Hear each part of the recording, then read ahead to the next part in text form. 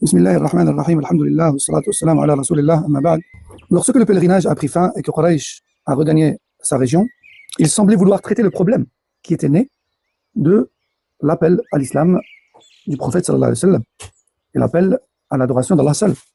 Ils réfléchissaient donc et se sont consultés entre eux, puis ils ont choisi plusieurs moyens pour faire face à cette da'wah et y mettre un terme. Et parmi les moyens qu'ils ont mis en place, il y a la poursuite de la moquerie, de la dérision et du dénigrement. Et donc le but de cela était de discréditer le messager d'Allah sallallahu alayhi wa sallam et les musulmans et d'éloigner les gens par des illusions mentales. Donc ils accusaient le prophète sallallahu alayhi wa sallam d'être un homme ensorcelé, un poète fou, un devin inspiré par le diable, un sorcier, un menteur, un faussaire et d'autres accusations mensongères et infondées. Et lorsqu'ils le voyaient, ils le regardaient avec colère et mépris. Comme Allah subhanahu wa ta'ala l'a d'ailleurs dit dans le Coran, au Surat Al-Qalam, peu s'en faut que ceux qui ont mécru ne te transpercent du regard lorsqu'ils entendent le rappel. Et ils disent, il est certes fou, alors que ce n'est qu'un rappel adressé à l'univers. Et donc lorsqu'ils voyaient les faibles parmi les compagnons, ils disaient, voilà ceux qu'Allah a favorisés parmi nous, par ironie et moquerie bien sûr. Allah Jalla wa Ala a d'ailleurs dit également dans le Coran, ce qui a pour sens, ceux qui ont commis des crimes riaient de ceux qui avaient cru. Quand ils passaient près d'eux, ils se faisaient des signes. Et lorsqu'ils retournaient auprès des leurs, ils retournaient en se moquant.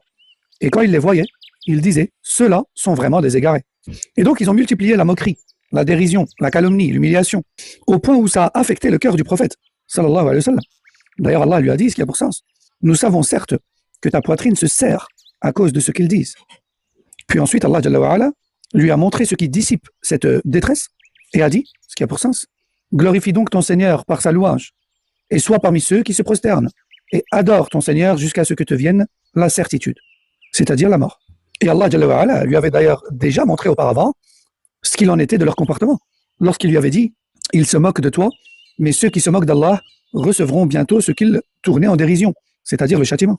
Parmi les moyens qu'ils ont mis en place également, il y a le fait de créer la confusion entre les gens et empêcher l'écoute du prophète sallallahu alayhi wa sallam. Ils ont donc décidé de diviser la foule, de provoquer la divergence et de repousser les gens de lui, pour ne pas qu'ils l'écoutent justement, alayhi salatu wa sallam, lorsqu'il leur parle et lorsqu'il les invite à l'islam. Et tout cela avait pour but de ne lui laisser aucune occasion d'exposer le message. Comme Allah subhanahu wa ta'ala a dit dans le Coran, ce qui a pour sens, ceux qui ont mécru ont dit, n'écoutez pas ce Coran, faites du bruit autour de lui, afin d'avoir le dessus. Ils ont donc persisté dans cette stratégie, jusqu'à ce que le prophète sallallahu alayhi wa sallam réussit enfin pour la première fois à réciter le Coran devant eux. Et c'était Surat al-Najm, Surat l'étoile. Et ça a eu lieu durant la 5e année de la mission prophétique. Et ce, pendant le mois de Ramadan. Ils ont entendu le prophète sallallahu alayhi wa sallam réciter le Coran dans sa prière. Et surtout, ils l'entendaient réciter la nuit. Ils écoutaient, du début à la fin, jusqu'à ce qu'Allah révèle le verset suivant qui a pour sens. N'élève pas la voix dans ta prière et ne la baisse pas trop, mais adopte une voix moyenne entre les deux. Et un homme qui s'appelait An-Nadr ibn al-Harith, qui s'est rendu en Syrie et autres, et il a appris des récits populaires, racontés au sujet des rois et des peuples anciens, comme Rostom et autres. Et lorsqu'il revenait à la Mecque, il s'asseyait dans les assemblées et il racontait ces histoires-là pour distraire les gens et pour les détourner justement de l'écoute du prophète sallallahu alayhi wa sallam. Et quand il apprenait qu'un groupe s'était réuni autour du messager d'Allah sallallahu alayhi wa sallam pour se faire le rappel, il s'asseyait derrière eux dans cette assemblée et leur racontait ces récits. Puis il disait, par Allah, Mohammed n'apporte rien de meilleur que ce que je raconte.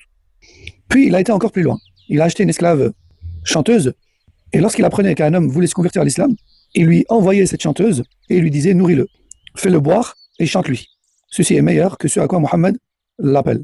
Justement, au sujet de cela, Allah a dit dans Surat Luqman, verset 6, qui a pour sens, parmi les gens, il y a celui qui achète des discours futiles pour égarer hors du sentier d'Allah sans science et pour le prendre en dérision.